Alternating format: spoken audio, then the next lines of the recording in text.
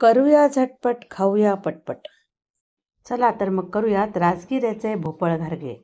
2 वाट्या राजगिऱ्याचं पीठ, अर्धी वाटी उकडलेला लाल भोपळा, तिखट, मीठ, साखर, जिरपूड, थोडी कोथिंबीर, तळणीसाठी तेल किंवा तूप. राजगिऱ्याचं पीठ, भोपळा, तिखट, मीठ, थोडी साखर सगळं एकत्र करून घ्या. थोडी कोथिंबीर घाला. त्यात कडकडीत मोहन तेलाचं किंवा तुपाचं घाला. थोडी जिरेपूड घाला. पीठ घट्टसर छान भिजवून घ्या. एक 15-20 मिनटं भिजवून ठेवा आणि छान त्याचे घारगे लाटा. तेलात किंवा तुपात तळा आणि मस्त शेंगदाण्याची किंवा खोबऱ्याची चटणी करा आणि त्याच्याबरोबर गरम गरम खा. आधी टेस्ट करा आणि मग सगळ्यांना द्या. लहान मुलांना साबुदाणा, वरई आवडत नाही किंवा सोसत नाही. त्यासाठी असे वेगवेगळे पदार्थ करून त्यांना खायला देऊयात.